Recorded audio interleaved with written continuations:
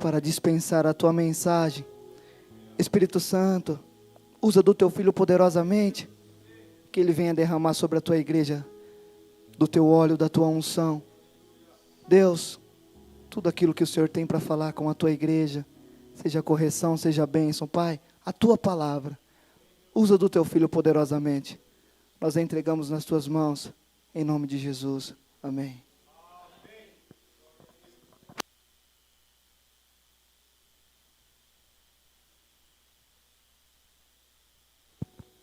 Glória a Deus. Meus irmãos, recebam a graça e a paz do nosso Senhor Jesus. Amém? Motivo de alegria, uma vez mais, estarmos na presença de Deus.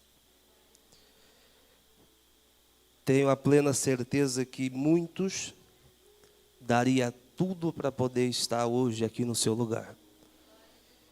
E aqui Deus te trouxe para você receber, ser transbordado por um culto racional a Deus, ouvir um direcionamento, uma palavra de Deus.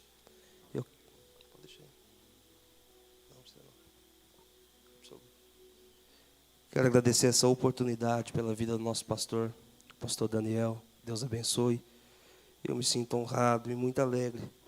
Toda vez que eu ministro nesta casa, eu falo para o pastor Daniel que é diferente. Aqui é diferente. A perna treme, a barriga gela, porque o pastor é homem de Deus, pastor Daniel, ensinador da palavra, e nós fica receoso, né? Ele está lá no fundo olhando, mas Deus vai dar graça para nós também. Meus irmãos, você que trouxe a sua Bíblia, por gentileza, localize o texto. Evangelho de Jesus Cristo, segundo escreveu João. João, capítulo 1. Vamos ler a partir do verso 43. João, capítulo 1, 43, a seguir.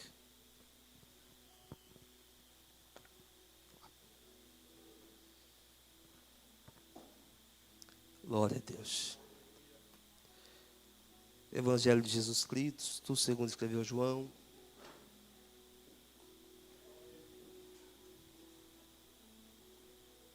Glória a Deus. Verso 43, que diz assim: no dia seguinte, Jesus decidiu ir para a Galiléia. E encontrou Felipe e disse-lhe: segue-me. Felipe era de Betsaida, cidade de André e Pedro. Felipe encontrou Natanael e disse-lhe: achamos aquele de quem Moisés escreveu na lei, sobre quem os profetas também escreveram, Jesus de Nazaré, filho de José. 46, e Natanael perguntou-lhe: pode vir alguma coisa boa de Nazaré? E disse-lhe Felipe: vem e vê. De novo, e Natanael perguntou-lhe: pode vir alguma coisa boa de Nazaré? E disse-lhe Felipe: vem e vê. Amém, meus irmãos? Esse texto fala acerca da pessoa de Jesus. Jesus esse que cumpriu o seu propósito terreno, revelou a sua bondade e nos deu entendimento para caminharmos a um propósito futuro que não está longe. Jesus esse que por tantas vezes foi anunciado por alguns profetas que lhe antecedeu, por muitas vezes falado, muito esperado entre os povos, porque nele estava também a esperança. É verdade que A primeira promessa do Messias pisar sobre a terra está lá no livro do Gênesis, capítulo 3, verso 15. Quando Deus vai deliberar sentenças a Adão, para Eva e também para a serpente.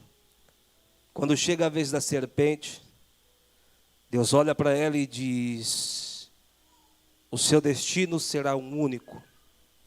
Entenda algo, dessa mulher a qual enganaste, nascerá um fruto, uma semente. E esse fruto desta mulher terá a legalidade e a autoridade de pisar sobre a vossa cabeça. Quando Deus sentenciava a serpente, Ele estava falando a respeito do próprio Jesus, que viria depois de tantos tempos atrás. Existia uma promessa ardente no coração do povo antigo, do Antigo Testamento, e a esperança que ardia no coração deles era que o Messias poderia vir. O povo almejava, esperava, ansiava a vinda de Jesus. Muitos profetas falou a respeito dele. O profeta Isaías, profetizando e tem nas suas revelações em escritura, foi aquele que profetizou o trajeto e como seria o caminho até o lugar doloroso chamado Calvário. E ele disse que ele seria como uma ovelha muda, que era levado ao matadouro e que não abria a boca. Porque no lembrar do profeta Zacarias, que profetizava constantemente, dizia que nasceria um, que seria como um broto, que surgia da terra, florescia e dava os seus frutos. Em todo instante, o Messias está sendo profetizado. As mulheres que se casavam sobre essa época tinha a grande esperança de conceber um filho do sexo masculino, um varão, porque elas acreditavam que poderia ser elas um ventre abençoado para poder dar à luz ao Messias. É por isso que neste período muito se dava valor à mulher que tinha-se um filho do sexo masculino. Mas diz o texto que um dia o anjo do Senhor desce a uma cidade chamada Belém, sobre a casa de uma mulher por nome cujo Maria. O anjo anuncia sua vinda dizendo: agraciada é tu entre todas as outras mulheres, porque eis que você foi escolhida e o seu ventre foi selecionado para poder dar à luz e gerar vida a um menino. Esse menino vai ser obra do Espírito Santo. O nome dele será Jesus. Dele vai emanar toda a salvação para a raça humana e o propósito dele vai ser tremendo. Maria, ela ouve o que o anjo anuncia, mas nesse período, esta mulher chamada Maria, ela estava desposada, ou seja, prometida como esposa, estava noiva de um homem chamado José. Só que, quando é profetizado, o anjo traz a notícia. A mulher então passa a carregar no seu ventre uma criança. Entra no período dos meses de formação, mas diz a história que ela vai contar a história para o seu noivo José. Imagina o tamanho da confusão, porque para José foi muito difícil compreender essa história. José está noivo desta mulher, e a mulher diz que agora está grávida, está gestante. Ela diz: ó José, eu estou gestante, mas fica tranquilo, porque eu não conheci homem nenhum na minha intimidade, o que eu carrego no meu ventre é fruto do Espírito Santo de Deus. José, sendo um grande homem de Deus, porém com as suas incertezas e tristeza, carregando a dúvida no seu coração, diz a história que ele decide abandonar a cidade para não expor Maria à vergonha. Mas, como Deus é Deus que faz, promete, cumpre, e não é um Deus de confusão, o mesmo anjo que anuncia para Maria, cerca José no meio do caminho, dizendo: José, volte, receba Maria como sua esposa. O que está no ventre dela de fato é obra do Espírito Santo. O que está no ventre dela é obra do Espírito Santo e vai ser gerado um menino. Tu receberás ele como seu filho. Esse menino será Jesus. Ele vai ser o Salvador do mundo. Diz a Bíblia que José volta, recebe Maria. E agora existe uma festa, um evento chamado recenseamento, em que o rei deu ordem para que subisse até a cidade central. Para eles, toda a população ser contada, para eles terem um controle de natalidade e mortandade. E no meio dessa situação está Maria e está José também, subindo para a cidade. No meio do trajeto, Maria olha para José e diz: meu esposo, eu acho que eu não vou aguentar. Maria, por certo, já estava de 9 meses aguardando os últimos instantes para poder gerar essa criança. José fica desesperado porque eles estão no meio de uma viagem. E por não haver nenhum lugar para ela poder gerar esta criança, diz a Bíblia que José deixa Maria a uma manjedoura e sai à procura de um lugar confortável para que ela pudesse gerar um filho. Mas ele vai procurar na cidade. A cidade está tendo uma festa, está tendo um evento. Vinha pessoas de todos os lugares que tinha que se apresentar na cidade. Os hotéis, hospedarias e hotelarias estavam todas superlotadas. Não tinha espaço, não tinha lugar, não tinha vaga. Mas enquanto José foi buscar auxílio, quando ele volta, ele tem uma surpresa. José chega próximo à manjedoura e ele começa a ouvir o choro de uma criança. Sem entender, ele pergunta a Maria o que é que aconteceu. E ela diz: José, enquanto foste procurar ajuda, eu tive o parto desse menino. Foi sozinha? Não, não foi sozinha. Os anjos de Deus desceram do céu e fizeram o parto do menino. Quando o menino nasce, ele chora, o choro dele ecoa por todo mundo. Algumas testemunhas que estavam no campo contemplaram com os seus olhos, como os pastores que pastoreavam, e dizia que nos céus eles olhavam para cima, as estrelas se mexiam de um lado para o outro, cruzando os céus e a terra. Os animais no campo berravam, balia, fazia barulho. O que era isso? Era a natureza dando glória a Deus, conclamando e dizendo: um menino nasceu. A profecia do profeta Isaías se cumpre: um menino nos nasceu e um filho nos vos deu. Os animais que gritavam estavam dizendo: glória, glória, glórias a Deus.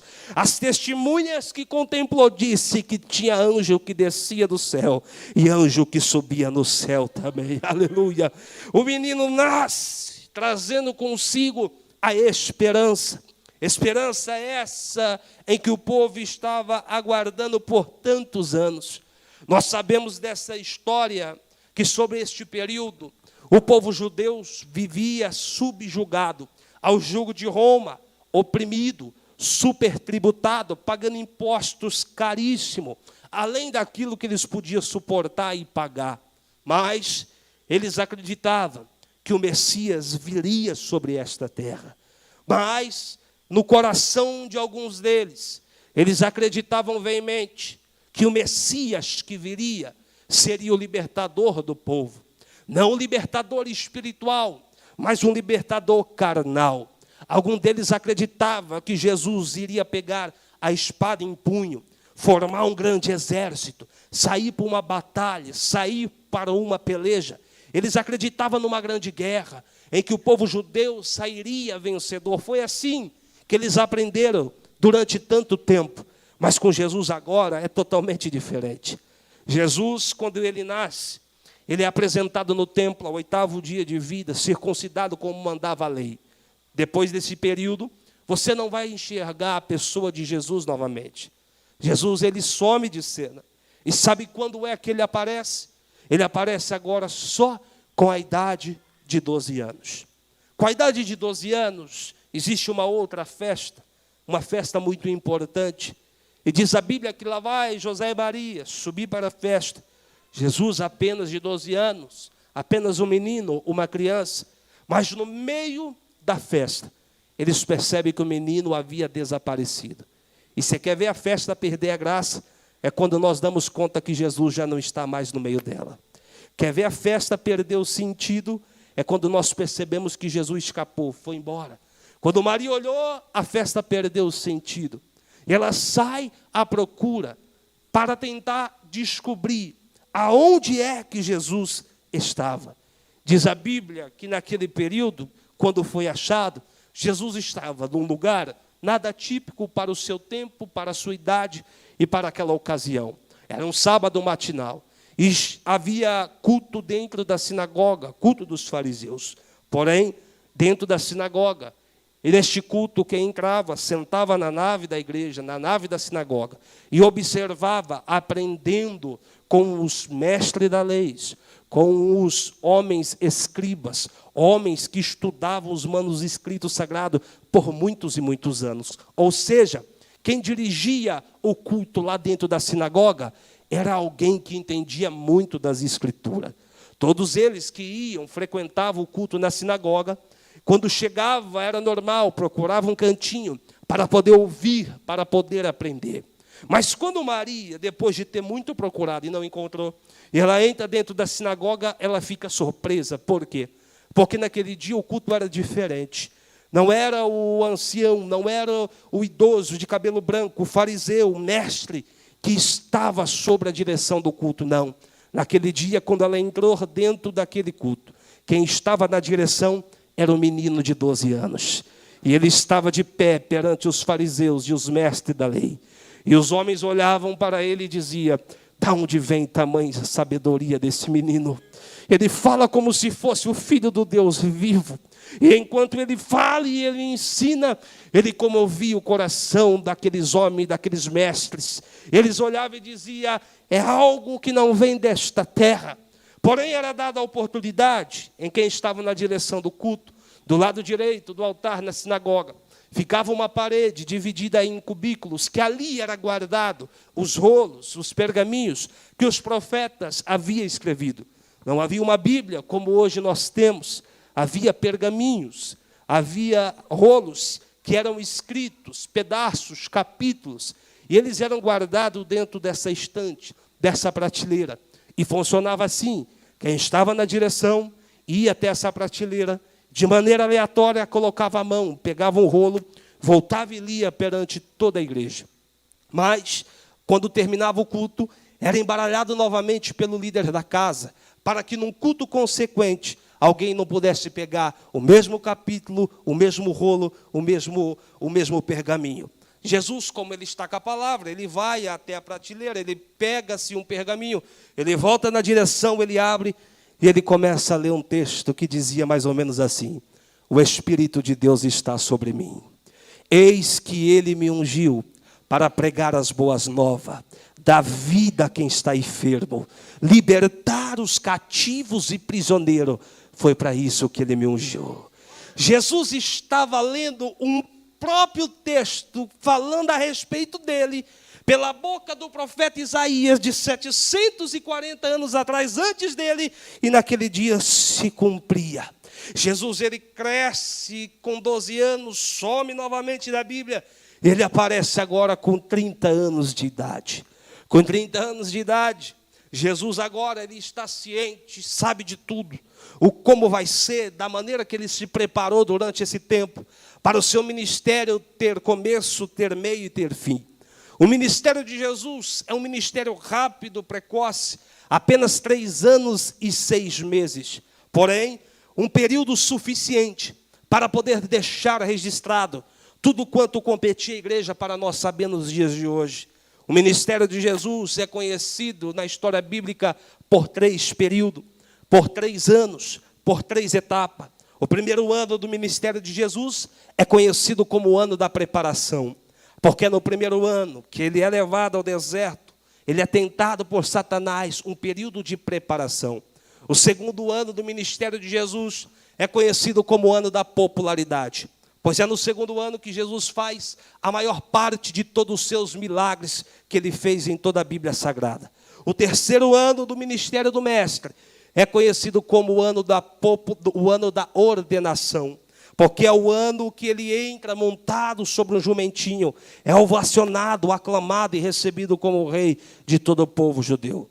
Jesus, ele sai à procura agora de ter consigo um apostolado, de formar uma equipe, de formar alguns homens, para poder ser testemunha ocular do que ele iria fazer sobre aqueles dias. Mas Jesus está à procura de alguns homens, e o critério de escolha de Jesus é muito rigoroso. O critério de escolha do mestre não é como o meu e como o seu. Os valores que Jesus atribuiu para escolher aqueles homens foram diferentes dos valores que talvez eu e você teria para poder escolher alguém para estar do nosso lado. Jesus, em cada discípulo, ele conseguiu enxergar uma qualidade peculiar, guardada, escondida, que os homens daquele período não conseguiam enxergar. Para os irmãos terem noção dos 12 discípulos que Jesus escolhe, nós sabemos que todos eles foram reprovados na escola de profeta. Perante a sociedade, perante o credo sacerdotal, eles não estavam qualificados suficientemente para poder cumprir o ministério de profeta ou seguir com algum ministério naquela época. Eram reprovados. Mas Jesus está à procura de um homem. Jesus está à procura de homens que pudessem ter algum tipo de qualidade. Nós sabemos que Jesus ele faz uma peneira, ele chama 70 homens, e dos 70 ele separa 12. E esses 12 é conhecido como os discípulos de Jesus. Mas todas as vezes em que a situação apertou, todas as vezes que o mestre passou por adversidades terrenas, ele não pôde contar com os 12. Ele tinha no meio dos 12 também o seu tripé que ele podia confiar. Tinha 3 homens, eu estou falando de Pedro, estou falando de Tiago e estou falando de João também. Cada um desses homens, esses eram os mais chegados no mestre. Pode ver que toda vez que a situação ficou complicada na Bíblia, Jesus ele chama Pedro, Tiago e João para poder interceder por ele. Tiago, segundo o historiador, diz que os seus joelhos eram parecidos como um repolho aberto. Tiago era um homem de oração que orava pelo menos de 8 a 12 horas por dia, de joelhos, perante o solo pedregoso da Palestina, joelhos deformados, homem de perseverança, homem de oração. Jesus conseguiu enxergar a qualidade em Pedro. Pedro, o homem explosivo, o homem nervoso, porém Pedro tinha coragem, porém Pedro tinha valentia, ousadia, seria necessário. Agora João foi escolhido pelo mestre, porque João também era o discípulo do amor. João era tão chegado a Jesus, que diz a história que um dia, no meio de uma conversa, eles estando cansados, João foi aquele que reinclinou a cabeça no peito do mestre, tinha muito amizade. No meio de uma conversa, um dia, Jesus olhou para todos os discípulos e disse: alguém de vocês que estão aqui não provará da morte antes que me veja perante a glória. Alguns deles acreditavam que Jesus estava querendo dizer que alguém seria imortal, que não morreria, não passaria pela morte. Mas Jesus estava falando que algum daqueles discípulos teria o privilégio de ver a glória revelada. Nós sabemos que foi João, na ilha de Patmos, quando Deus revela e desce, desenvolve o rolo do Apocalipse, mostrando para João as coisas que haveria de acontecer futuramente. Cada um deles, um tipo de chamada. Cada um deles, um tipo de cuidado que Cristo teve com esses discípulos. Teve uma determinada feita que Jesus chega dentro da coleteria de imposto, olha para um homem, enxerga uma qualidade nele e diz: a partir de hoje eu vou mudar o seu nome. Te conhecíamos como Levi, mas a partir de hoje eu vou te chamar de Mateus. Eu quero que você me segue. Jesus está passando a orla da Galileia. Ele vê 2 homens lavando as redes. E diz a Bíblia que Jesus olha para eles e diz: até hoje foram pescador de peixes, mas a partir de hoje serão pescador de homens. Agora diz a Bíblia que Jesus passa para um homem chamado de Filipe e simplesmente olha para ele e diz assim: segue-me. Eu não sei que tipo de convite é esse. Com apenas uma palavra convence um homem a largar tudo o que está fazendo, abandonar a sua vida e simplesmente seguir aquele que está chamando. Sabe por que ele seguiu? Porque ele conhecia aquela voz. Não era uma voz comum, não era uma voz, uma simples voz, não. Era uma voz que trazia paz. Era uma voz que trazia segurança. Era uma voz que não apontava o destino, mas dava certeza que estava caminhando para o caminho certo.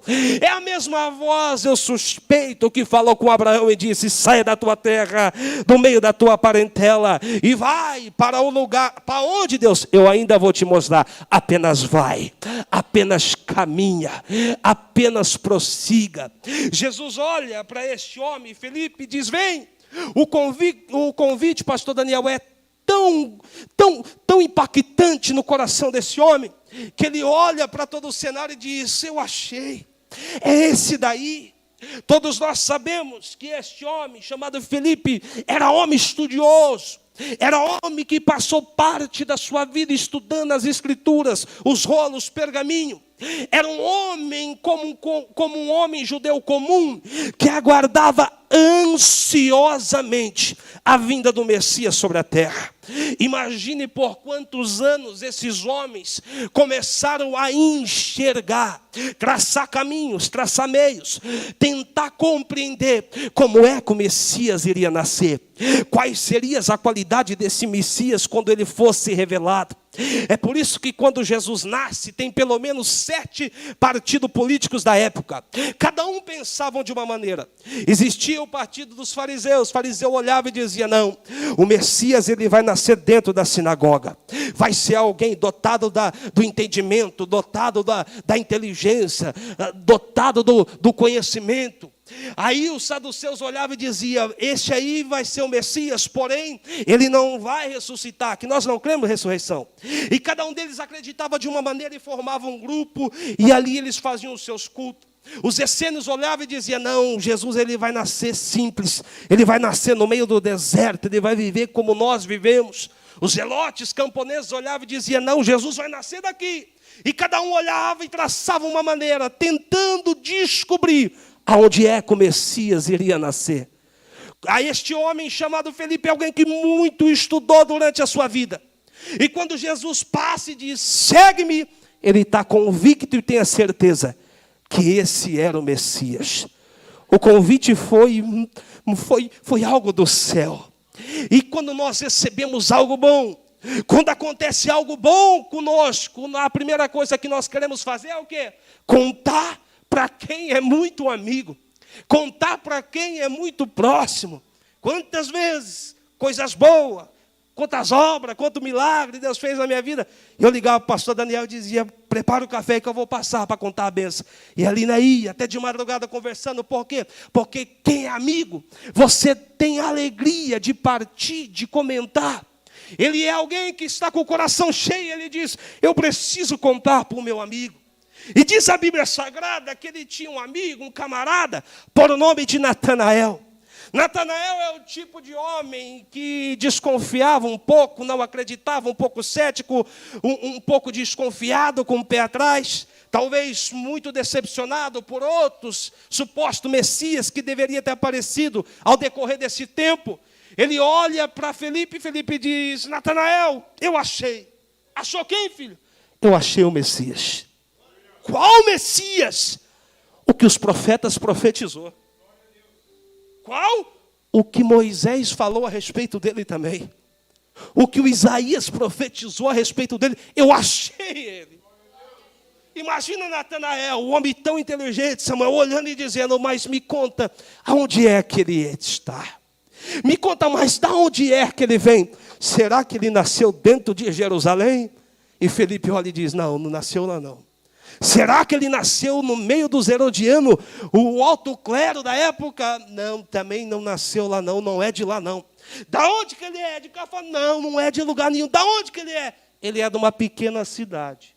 Da onde? De uma pequena cidade, cujo nome é Nazaré. Quando Natanael ouve aquela conversa, ele olha e diz: não pode ser. Segundo a história, Nazaré é uma cidade de aproximadamente 800 a 1.200 habitantes. Uma cidade muito famosa por seu tempo, por tudo que havia, uma vida agitada naquela cidade. Diz alguns historiadores que era uma cidade que concentrava e aglomerava um grande número de meretrizes, cidade portuária, em que muitos pescadores desciam e faziam festa, faziam muitas coisas naquela cidade. E tudo que vinha de Nazaré, alguém olhava e dizia, daqui lá não presta. Natanael olha para Felipe e diz, mas porventura pode vir alguma coisa boa de Nazaré? Aleluia. Ele está olhando, o pastor Daniel, e está dizendo, não, de Nazaré não pode ser. Pode ser de qualquer canto desse lugar, mas de Nazaré, você tem certeza? E Felipe olha e diz, vem meu filho e veja com os seus olhos. Aleluia. De Nazaré não pode sair nada do que é bom. E eu estou pregando aqui. E Deus está enchendo meu coração dizendo, cada um de nós entramos carregado com as nossas Nazaré sobre as costas. Talvez a sua Nazaré que está aqui hoje é a sua família. Talvez a sua Nazaré que está aqui hoje é o seu casamento, a sua vida financeira, os seus relacionamentos, as suas adversidades. Que muitos olham e dizem, de Nazaré não tem expectativa e não pode sair coisa boa. Por quê? Porque a história assim diz. O que aconteceu até hoje assim diz. Mas o que muitos não estão entendendo é que Jesus vai mudar o curso dessa cidade. Está entendendo? Jesus vai mudar o curso da história de alguém aqui. Jesus vai mudar o curso da vida de muitos que entraram aqui essa noite, aleluia. Eu estou sentindo que Jesus está aqui nesse lugar. Jesus está dizendo, manda avisar lá, que um profeta nasceu em Nazaré, aleluia. Em outras palavras, Jesus estava dizendo, manda avisar lá, que alguém se colocou de pé para poder mudar a história de uma cidade. Oh, aleluia. Eu estou pregando e Deus está me enchendo através dessa pregação. Sabe que Deus está mandando anunciar? Diga para a minha igreja que nessa noite uma mulher de Deus se colocou de pé para poder mudar o curso de uma casa. Um homem de Deus se colocou de pé para poder mudar a história da sua família. Deus está dizendo aqui, prega para a minha igreja, se tem alguém de pé com valentia, eu sou Deus que desce na terra e muda a história, que muda nome, que dá sentido às coisas, que faz acontecer o sobrenatural. Oh, aleluia. Oh, glória. Aleluia. Quantas e quantas vezes durante a sua vida, a sua trajetória, muitos te julgou pelo seu passado, porque aconteceu lá atrás, ou pela sua estrutura, ou pela sua família, tiraram as conclusões atuais do que está lá atrás, e Deus está dizendo, está desatualizado, porque vai ter mudança em Nazaré. Vai ter mudança em Nazaré. Quando alguém buscar referência para lembrar de Nazaré, não vai lembrar por aquilo que foi durante toda a trajetória, não. Vai lembrar porque Jesus está naquela cidade. Vai lembrar porque Jesus está na sua casa, na sua família. Aleluia. Pode vir alguma coisa boa de Nazaré. Quer ver doer no coração, doer na alma? Quando você passa tanto tempo desenvolvendo os seus objetivos, os seus projetos, né? E vai comentar, falar com alguém, expor, e alguém olha e diz, não vai dar certo não. Larga a mão. Da mulher de Deus que está orando pela família. Tem a minha vozinha lá, 48 anos, orando pela vida do meu tio. E quem conhece a vida toda diz, larga a mão disso, não tem mais jeito não. De Nazaré não pode sair nada que presta. Mas quem está agarrado na promessa, meu filho, entende que basta Jesus dar uma passada no lugar e ele muda a história. Pode vir alguma coisa boa de Nazaré. Felipe olha para Natanael e diz, vem e veja. Talvez ele poderia ter gastado tempo, minutos, horas, argumentando e dizendo, olha, mas ele é assim. Olha, mas ele fala tão bonito, olha, ele é tão profundo. Não. Felipe está dizendo, vem ver, meu filho. Porque tem coisas que a palavra não convence. Tem coisa que tem que ver para quê? Para crer. E é assim que Deus vai fazer na sua vida. Alguém comentando, ninguém vai conseguir acreditar. Mas quando vê o que Deus fez, meu Deus do céu. Vem e veja. Lá vai ele. Natanael chegando próximo ao mestre. E quando Jesus olha para ele, Jesus já sorta uma parreta dele e diz, eis aí, um verdadeiro israelita, cujo nele não há dolo ou não há engano. Natanael, o ressabiado, o espertão, o homem com o pé atrás, olha, já começa a tirar as conclusões dele. Eu imagino ele pensando, quem sabe, está querendo me agradar, rapaz. Nem me conhece, nem sabe quem eu sou. Como é que fala um negócio desse? Que em mim não tem engano, não tem dolo. Não sabe do meu coração, não sabe nem o que eu fiz ontem. Não sabe nem o que eu falei 5 minutos atrás. E está falando que no meu coração não há engano e não há dolo.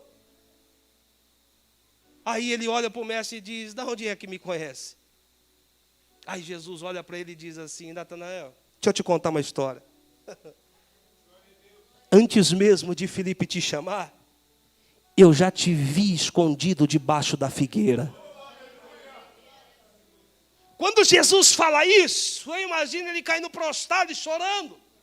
E quem está por volta não consegue entender, porque foi uma simples palavra. Jesus disse, eu te vi debaixo da figueira. Poderia ter visto, passado lá, qualquer momento, qualquer hora, e ele lá pensando na vida, debaixo da figueira. Mas o porquê que ele fica tão impactado? O porquê que Natanael, neste momento, ele entende que de fato ele é um profeta, que Jesus era o Messias. Porque aconteceu algo na história deste homem, que somente ele e Deus sabia, e mais ninguém sabia. Quem aqui lembra que quando Jesus nasceu, qual que era a ordem do Herodes? Criança até 2 anos, mata tudo. Segundo a história, Natanael tem aproximadamente a mesma idade do Messias. E quando foi lançado o decreto também estava sobre a vida de Natanael, que ainda era uma criança, um bebê.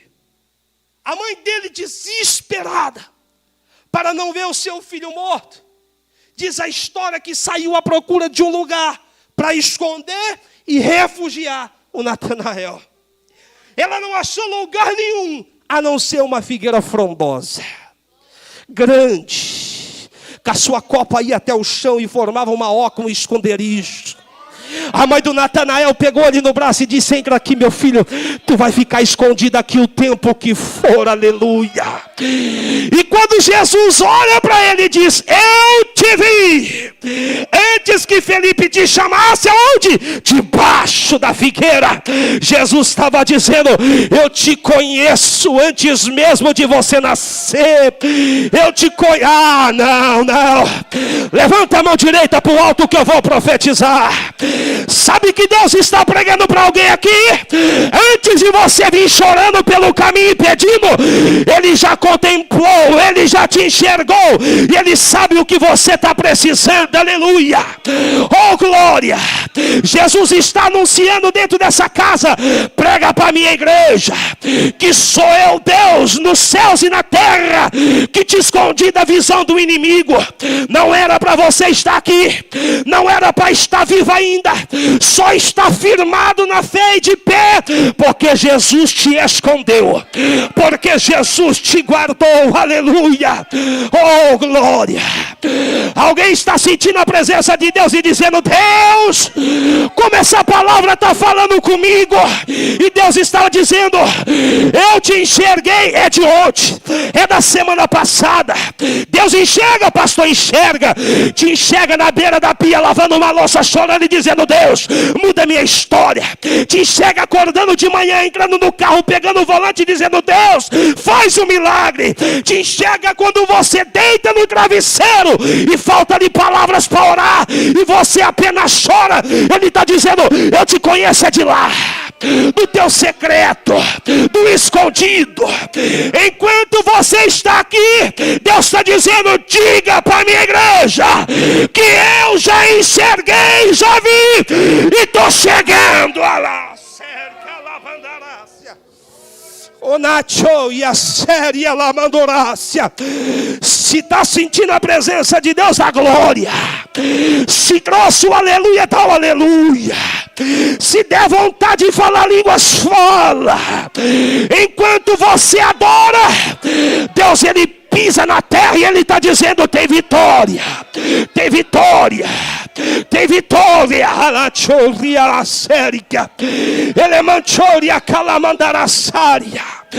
O diabo soprou no seu ouvido: Jesus te esqueceu, ele sequer lembra de você. E hoje ele prega com autoridade dizendo: eu estou te enxergando no secreto, eu estou te enxergando no oculto, no escondido. Oh, aleluia. Oh, Espírito Santo. Aleluia. Aleluia.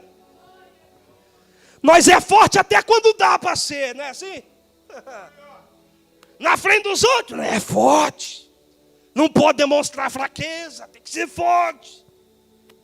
Aí Jeová te chama para uma conversa no particular, dizendo: filha, filho, tu é forte na frente de um monte de gente, mas eu sou o Deus que te enxergo escondido, no esconderijo. E sabe que Deus está me dizendo aqui? Diga para a minha igreja que tem pessoas tão íntimas da minha presença, que todo dia você marca um encontro com Ele, é no mesmo lugar, no mesmo canto.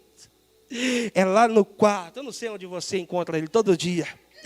No mesmo cantinho da cama, do mesmo jeitinho, na mesma posição. E você fala com Ele todo dia. Ele está dizendo: todo dia, antes de você chegar lá, eu já estou lá para te ouvir. E no dia que você dá uma falhada, eu sinto falta de você lá. Aleluia. Ele te enxergou no esconderijo, guardado. E Jesus está dizendo: eu vou mudar a sua história. Basta você crer. Aleluia.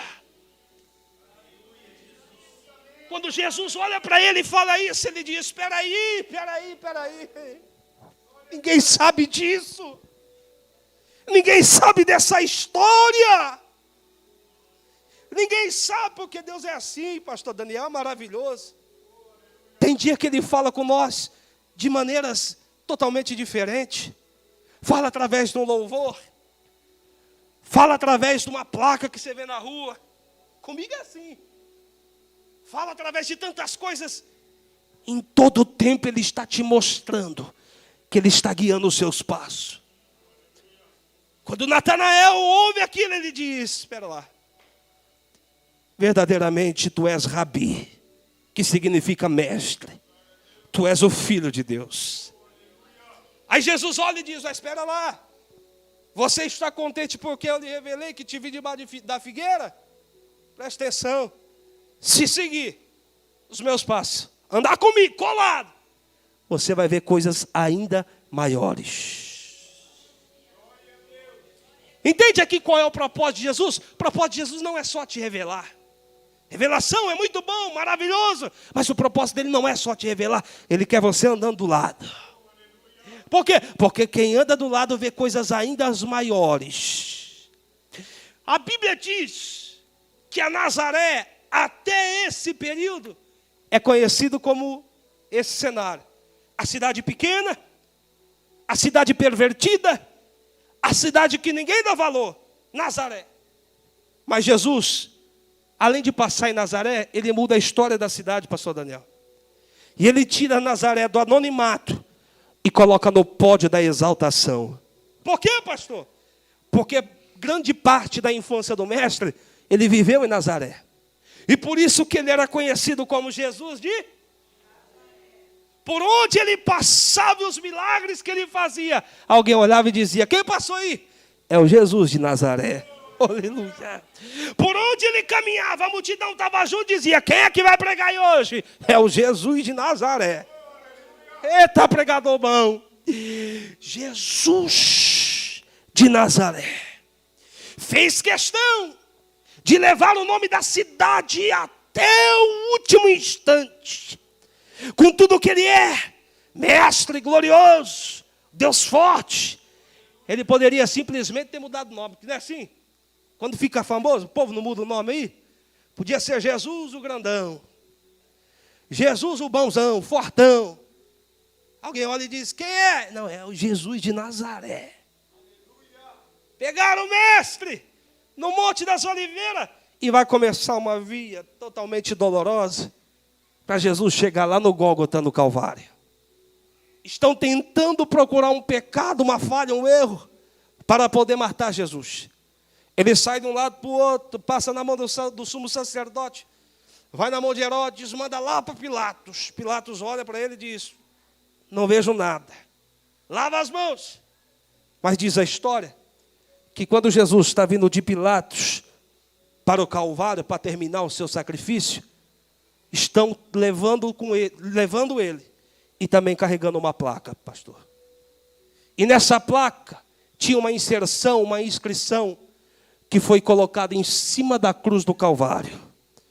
Quando levantaram a cruz na parte mais alta da Palestina, e a cruz desceu sobre o buraco furado, na ponta da cruz havia uma placa que estava escrito: Jesus de Nazaré, o rei dos judeus. Aleluia.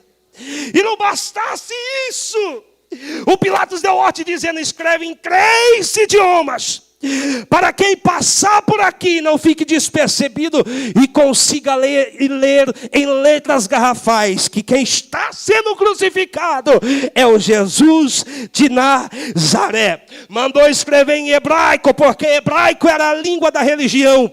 Os religiosos passavam perto e lia e dizia: é o Jesus da onde? De Nazaré, que está sendo morto. Mandou escrever em latim, que é a língua da lei e do governo. E quando eles passavam para poder julgar, eles liam Jesus de Nazaré. Mandaram escrever em grego, que é a língua da cultura. E quando passavam os filósofos sábios e entendidos, liam em letras garrafais: Jesus de Nazaré. Sabe o que ele está dizendo aqui? Que ele vai mudar não somente a sua vida, a sua história, mas ele vai mudar toda a trajetória. Ele vai mudar todo o rumo. O que ele faz aqui hoje vai ecoar por muitos e muitos anos na sua geração. Alguém está aqui buscando essa palavra e Deus está dizendo: através da sua fé eu alcanço a família, eu alcanço aquele que ficou lá. Através da sua fé muitos vão reconhecer o que Deus fez na sua vida. O Jesus de Nazaré que subiu no Calvário é o mesmo Jesus de Nazaré que está aqui hoje. O Jesus de Nazaré que mudou o rumo da cidade é o Jesus de Nazaré que vai mudar a sua vida.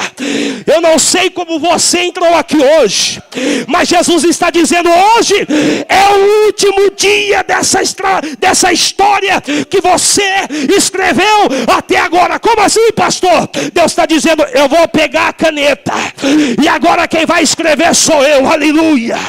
Se tem glória da glória. Jesus está dizendo: hoje foi o último dia dessa humilhação que tem te cercado, dessa afronta que tem te afrontado.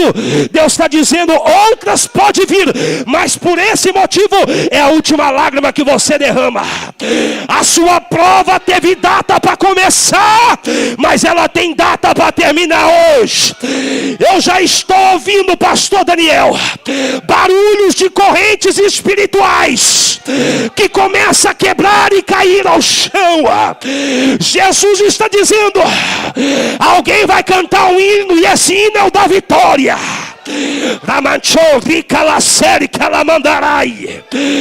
Enquanto eu estou pregando, o Espírito Santo vai passar dentro dessa casa, e aonde tiver um coração quebrantado, Ele vai tocar alguém aqui.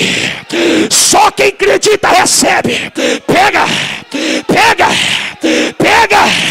Seja cheio dessa palavra.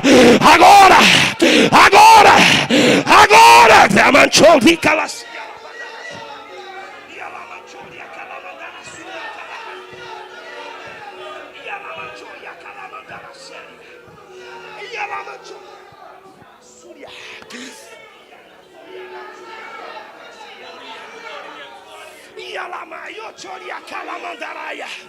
O inferno estava esperando o seu grito de derrota, mas Deus está dizendo: ouça o alarido de vitória de um soldado, de um exército que se levanta hoje. E ela manaia suia, tem canto aqui calamanchoria. E ela matou.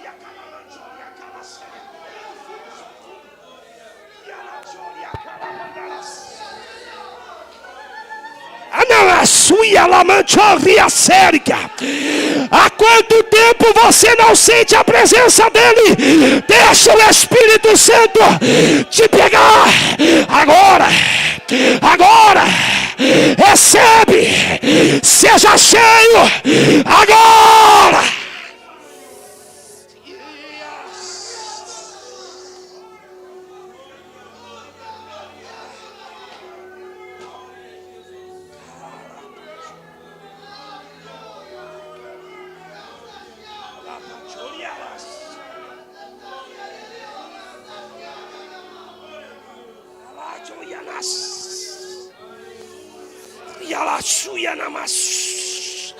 Tem armaduras espirituais caindo aqui.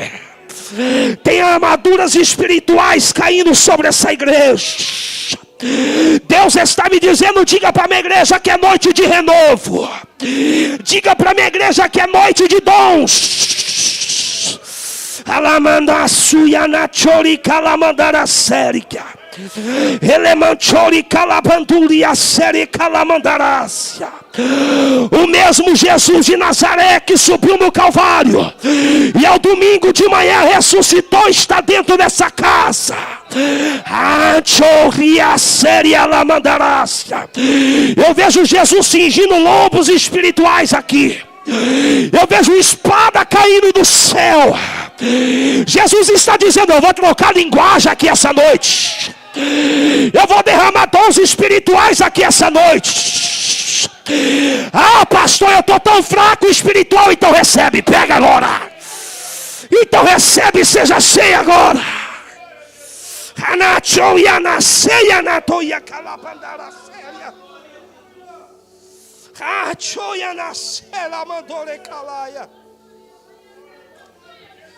Se coloca de pé, igreja, no nome de Jesus.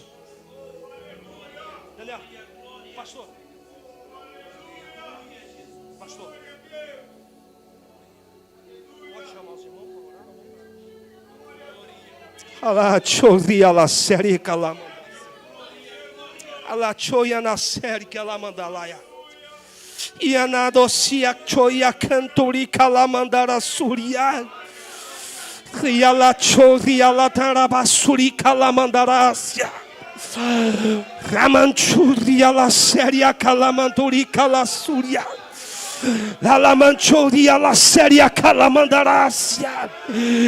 O inferno quer te ver calado, mas como pode calar um adorador? E ela manda suria calamanchuria la bandaraia. E a nassuia la manchoria calamandarácia. Enche Deus.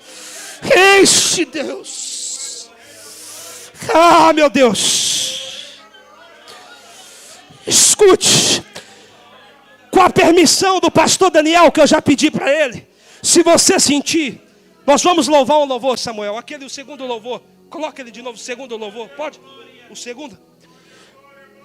Eu quero convidar os irmãos para sair do seu lugar e vir até aqui à frente do altar. Por quê, pastor? Porque enquanto nós estivermos louvando aqui, Jesus ele vai encher alguém que está precisando muito. Saia do seu lugar, vem aqui, próximo ao altar aqui. Se você sentir. Anachoia seri calamandara suria. Ele manda surianat cerca la mandarácia. Esse culto vai ficar marcado na sua memória, aleluia.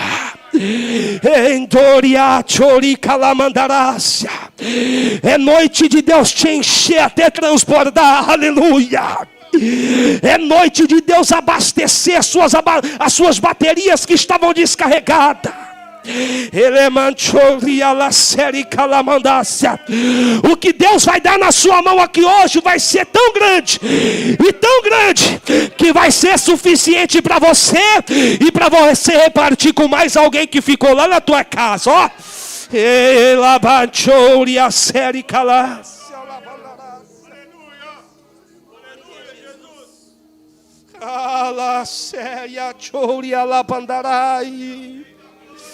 E ela mandará série que ela mandaia. Sabe o porquê o inimigo se levanta tanto contra a sua vida?